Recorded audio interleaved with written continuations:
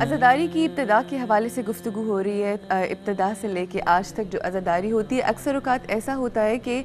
ہم عزاداری کے اندر کچھ لوگوں کا یہ کہنا ہوتا ہے، کچھ بہت سارے مس کانسیپٹس بھی ہوتے ہیں کہ عزاداری میں ہم نماز کو کہیں ترک کر دیتے ہیں۔ اکثر اوقات یہ باتیں ہوتی ہیں اور بہت سارے لوگوں کا یہ سوال مجھ تک پہنچا ہے۔ آئی تھاٹ کہ میں جو ہمارے یہاں پر عالمہ موجود ہیں اور عالم موجود ہیں ان سے ضرور یہ سوال کروں گی کہ عزاداری جو ہے وہ تو جو اللہ کے احکامات ہیں، اللہ کی جو واجبات الہیہ ہیں ان کو سپورٹ کرتی ہے۔ کس طرح سے سپورٹ کرتی ہے؟ کیونکہ کچھ لوگوں کے مسکنسیپشن کی وجہ سے یا اس طرح کی باتوں کی وجہ سے بہت سارے مختلف خیالات لوگوں کے ذہنوں میں آتے ہیں۔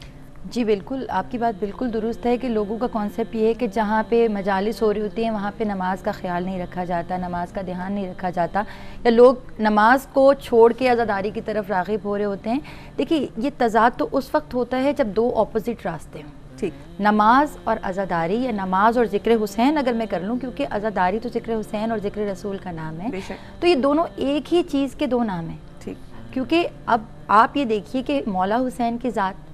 ہم لوگ اپنے اوپر اگر یہ واجب کر لیں کہ جی بس مجلس کر لی، ہم تھک گئے، نماز نہیں پڑھ رہے ہیں، تو یہاں پہ آ کے آپ یہ دیکھیے کہ مولا حسین سے زیادہ تھکا ہوا تو کوئی نہیں تھا۔ بے شک عصر کی نماز کے وقت ان کا سر کو سجدے میں رکھنا اس بات پہ دلالت کرتا ہے کہ نماز ہی اول ہے، اس کے بعد ذکر حسین، یعنی کہ دونوں ایکول ہیں۔ اور سب سے بہترین مثال میں آپ کو دوں گی کہ جب پشت رسول پہ حسین تھے، بے شک، ٹھیک ہے، حالت نماز تھی، مولا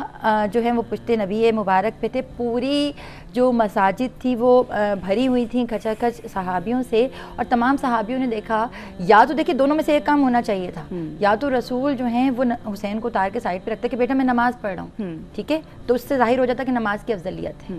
اور یا پھر ایسا کرتے کہ وہ حسین کو بیٹھا رہنے دیتے اور اس کے بعد کہتے کہ حسین تم بیٹھے رہو اور اپنی نماز کو جیسے ہے جب اترو، ٹھیک ہے۔ اب آپ دیکھیں رسول نے دونوں کام نہیں کیے، نماز بھی پڑھتے رہے، حسین بھی بیٹھے رہے، یعنی کہ رسول نے یہ ثابت کر دیا جہاں حسین ہے وہاں نماز ہے، بالکل، دونوں چیزیں ساتھ ہیں تو نماز ہے، اور اگر حسین کا ذکر ہے اور نماز ہے، اور اگر نماز ہے تو حسین کا ذکر ہے، جہاں پہ نماز نہیں ہے وہاں پہ ذکر حسین اہمیت تو رکھتا ہے، میں یہ نہیں کہوں گی کہ اہمیت کچھ نہیں ہے، لیکن مقصد حسین نہیں ہے پھر۔ بالکل بالکل سر، آپ علامہ صاحب کیا کہنا چاہتے ہیں؟ میں اس بات کو آگے بڑھانے سے پہلے بات کروں گا کہ دیکھیے ایک کانسیپٹ یہ ہے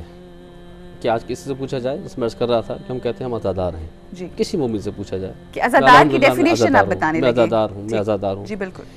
میں اس موضوع میں، اس مسئلے پہ ایک بات یہ پوچھتا ہوں، کہتا ہوں، سوچتا ہوں خود بھی، اچھا، کہ اگر کوئی مومن نے کہے میں عزادار ہوں، ہمیں اگر دو لفظ بولنے آتے ہیں، ہم کہیں کہ ہم ذاکر حسین ہیں، صحیح، اس میں کیا کمال ہے ہمارا؟ اس میں اس کا کیا کمال ہے؟ وہ عزادار ہے، صحیح، کوئی کمال نہیں ہے۔ فخر اور کمال کہاں ہوتا ہے؟ فخر کمال وہ ہوتا ہے کہ جس چیز کو، منصب کو محنت کر کے انسان حاصل کرتا ہے اس پر فخر ہوتا ہے، ٹھیک، یہ تو رب العزت کا کرم ہے، لطف ہے، احسان ہے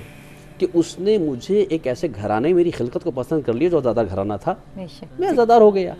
یہ تو لطف الہی ہو گیا۔ اب اللہ نے تو رتبہ مجھے دے دیا عزادار حسین کا، لیکن اب عزادار حسین کو کیسا ہونا چاہیے اس کو میں نے اپنے کردار سے پیش کرنا ہے۔ بالکل ایسے ہی ہے، جب ایام عزا آتے ہیں، لوگ کہیں کہ یہ عزادار ہے، جب ایام عزا آتے ہیں، ہم سب کا فرض یہ بنتا ہے، دیکھیں جیسے دنیا میں سسٹم ہے نا کہ اکاؤنٹ کلوزنگ ہوتی ہے اور نیا سال کا آغاز ہوتا ہے، جب محرم رمضان شروع ہوتا ہے نا، ایک سال ختم ہو گیا، نیا سال شروع ہو رہا ہے۔ یہ آپ کے اس ٹی وی چینل کے ذریعے سے یہ پیغام ہے جہاں جہاں عزادار مظلوم کا رسول نے اس بات کو کہ ہر عزادار حسین کو چاہیے کہ ایک نوٹ بک بنائے اور اس میں لکھے کہ جو 10 ماہ گزرے ہیں میرے، اس 10 ماہ میں میرا انداز کردار کیا رہا، میری عبادت کا انداز کیا تھا، میری زندگی کا انداز کیا تھا۔ اب جب یکم محرم کا آغاز ہوا اور ایام عزا کا آغاز ہوا، اگر ان 2 ماہ کی عزاداری میں اگر میرے اندر کچھ کردار میں تبدیلی لانے میں کامیاب ہو گیا تو اس فلسفہ عزاداری کو میں نے سمجھا اور عزادار کو میں نے پیش کیا ہے۔ اور جہاں تک نماز کا تعلق ہے تو یہ تو ممکن ہی نہیں ہے، کیونکہ امام حسین کا یہ مدینے سے نکلنا،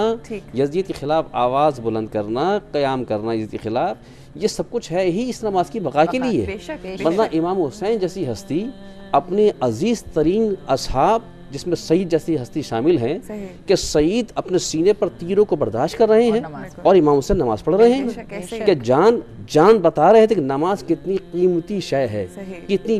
بڑی عظیم چیز ہے، نماز ہے تو ہر عمل قبول ہے. اسی لیے امام حسین نے اس وقت بھی وقت آخر بھی روز عاشور کا آغاز بھی اذان سے تھا اپنے جوان فرزند کے ذریعے سے, اور روز عاشور کا اختتام جو ہوا ہے اس جنگ کا خاتمہ وہ آخری سجدے سے کیا ہے. اور جب بندہ سجدہ کرتا ہے تو سجدے کا تصور امام حسین نے پیش کیا, جب خدا کی بارگاہ میں سجدہ شکر ادا کرتا ہے انسان تو انداز کیا ہوتا ہے کہ خدا سے ایسے جا کے مل جاتا ہے. اور امام حسین کا وہ سجدہ کہ کن خرجن چلتا رہا پتہ بھی نہ چلا کہ میر تقی نے کیا کہا کہ زیر شمشیر ستم میر تڑپنا کیسا, سر بھی تسلیم محبت میں ہلایا نہ گیا. سبحان اللہ. وقت ہمارے پاس بہت ہی محدود ہے, مگر میں چاہوں گی کہ آخر میں بہت بریفلی ہمیں تھوڑا سا ایکسپلین کریں کہ کس طرح سے ہم اپنے نفوس کے اوپر, جس نفس کا تذکرہ بہت کیا گیا ہے, ہم کس طرح سے اپنے نفس کو کنٹرول کر سکتے ہیں, کس طرح سے ہم اپنے نفس کو دبا کر جو اللہ کے احکامات ہیں ان کو پورا کر سکتے ہیں شہادت امام حسین علیہ السلام کو سمجھتے ہوئے. دیکھیے میری بہن, اس میں ہمارے ذہن تصور یہ آتا ہے کہ اب تو زندگی اتنی گناہوں میں ڈوب چکی ہے, اب تو ہم اتنی غلطیوں کے عادی ہو چکے ہیں, اب شاید اللہ ہمیں معاف نہیں کرے گا. یہ تصوری باطل ہے. لا تقنطوا من رحمت اللہ, اللہ کی رحمت سے کبھی مایوس نہیں ہونا چاہیے. امام حسین نے وہ کہ جو سبب بنا تھا کربلا تک لانے کا, حر ایک جملہ تھا کیا تھا نا کہ اے حر تیری ماں تیری ماتم میں بیٹھے, یہ جملہ اس کے لیے لمحہ فکریہ تھا.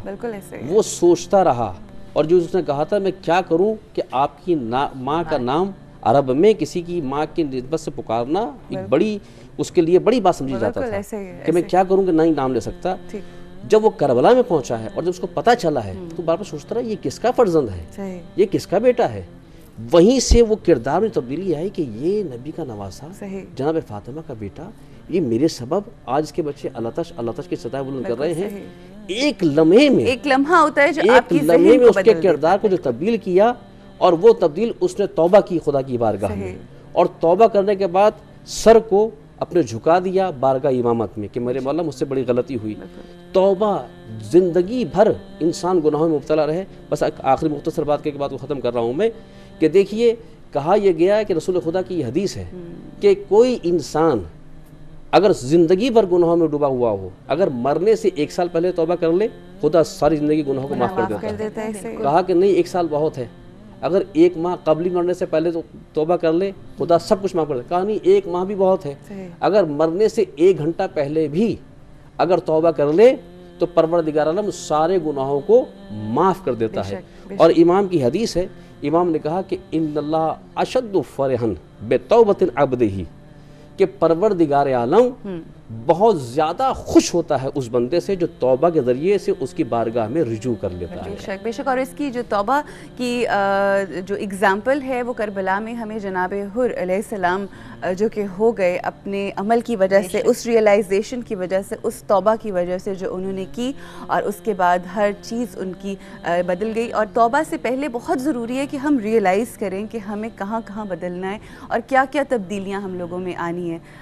محترمہ بہت شکریہ آپ کی آمد کا, علامہ صاحب بہت شکریہ آپ کی آمد کا, اور انشاءاللہ ان سے آپ کی ملاقاتوں کا سلسلہ رہے گا. یہاں پہ ہم ان لوگوں سے اجازت چاہیں گے, بریک کے لیے رکنا ہے, بریک سے واپس آئیں گے تو شو کو آگے بڑھائیں گے.